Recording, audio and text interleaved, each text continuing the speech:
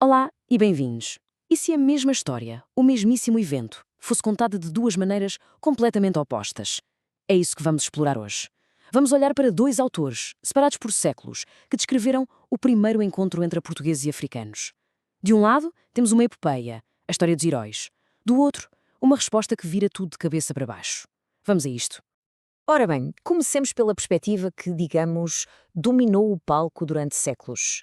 Em 1572, é assim que Luís de Camões, nos Lusíadas, descreve o primeiro contacto em África. Do ponto de vista do navegador português, claro, o estranho é o africano. E esta visão tornou-se canónica, a base da nossa literatura e de todo o imaginário colonial. E agora, a reviravolta. Passados quase 450 anos, o escritor angolano Pep Tela pega na mesma cena e reescreve-a.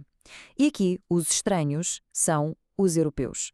A tal gente estranha que saía dos navios, aqueles pássaros de asas abertas.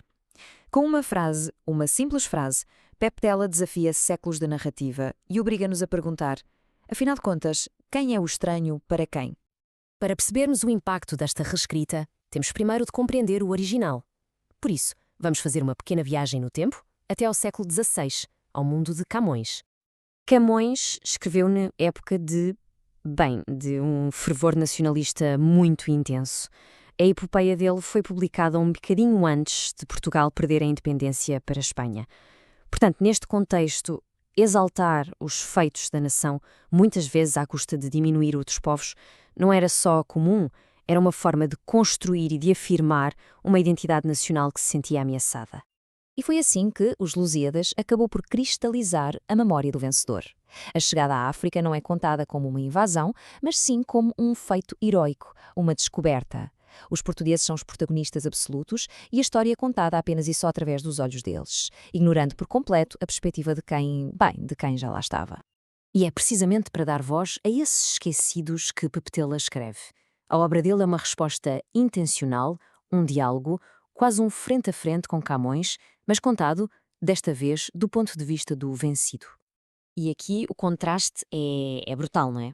Onde Camões vê selvageria, bruto polifemo, Pepetela descreve o quê? O aspecto sujo e o desconforto dos navegadores depois de meses no mar. Onde Camões vê escura treva, Pepetela vê bandidos. É a mesma cena, mas são duas realidades que não podiam ser mais diferentes. E a técnica que Pepetela usa para conseguir isto é genial. Chama-se estranhamento. Basicamente, ao descrever os europeus através de olhos africanos, ele pega naquilo que para nós é familiar, as roupas, a barba, a pele branca, e transforma tudo em algo bizarro, quase alienígena. Isto força-nos a sair da nossa perspectiva, da nossa normalidade, e a questioná-la. Mas a disputa não se fica pelo plano dos mortais. Pepetela leva o conflito para o plano divino e questiona a própria imposição de uma mitologia estrangeira num território que, claro, já tinha os seus próprios deuses. Esta é a pergunta que fica a pairar no ar. Com que autoridade é que os deuses do Olimpo foram de repente inseridos na paisagem africana a agir como se aquele território fosse deles? Porque na epopeia de Camões é exatamente isso que acontece. Os deuses romanos intervêm diretamente. Vênus protege os portugueses, Neptuno acalma os mares para eles. É, no fundo, uma espécie de colonização espiritual em que o panteão europeu impõe a sua vontade sobre um continente que não era o seu. A resposta de Pepetela a esta imposição divina é poderosa e resume-se a uma palavra. Pepetela contrapõe todo o panteão romano com Quianda, a senhora dos mares africanos. Na narrativa dele, os deuses locais ficam furiosos com a intrusão destes deuses estranhos. É uma forma muito forte de afirmar que a África nunca foi um espaço vazio, nem espiritual nem culturalmente, já tinha a sua própria ordem divina. E este diálogo entre os dois textos abre uma discussão muito maior, não é? Sobre o que acontece quando duas culturas colidem e como é que nascem novas identidades a partir desse choque. O conceito de transculturação é chave para perceber isto. Não se trata de uma simples assimilação, tipo eu adoto a tua cultura e pronto. Não. É um processo bem mais complexo, por vezes doloroso, que implica perdas, resistências e, no fim, a criação de algo completamente novo. Uma cultura híbrida, que já não é nem uma coisa nem outra. Esta citação ilustra de forma brilhante o que estava em jogo. A cultura africana, que era transmitida oralmente, não era menos rica por não estar escrita em papel.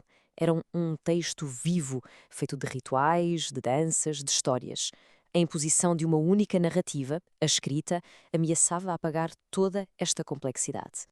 E este conceito, o pensamento abissal, ajuda a explicar como é que esse apagamento acontece. É como se traçasse uma linha no chão. De um lado está o conhecimento válido, o ocidental, o científico.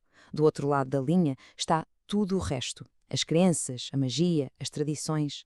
E tudo o que está desse lado é tratado como se não existisse. Torna-se invisível para a história oficial. Então, chegamos ao fim. O que é que significa na prática este ato de reescrever a história? E qual é o seu verdadeiro impacto hoje em dia? E o ponto fundamental é este.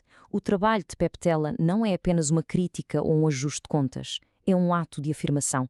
Trata-se de recuperar a dignidade de uma história que foi silenciada durante séculos, de mostrar que o continente africano não era uma página em branco à espera que os europeus a escrevessem. Esta citação final capta a herança complexa de tudo isto. Apesar da violência da colonização, o resultado foi a criação de uma identidade partilhada, ligada por uma língua comum. O próprio Peptela, um angolano com ascendência portuguesa, é o resultado vivo deste processo. Somos todos, de alguma forma, fruto desta história. E terminamos com esta pergunta, que fica no ar. O diálogo entre Camões e Peptela mostra que a história não é um bloco de pedra, fixo e imutável. É uma narrativa em constante disputa. A questão que realmente importa é que outras vozes ainda precisam de ser ouvidas para que a história um dia possa ser verdadeiramente completa.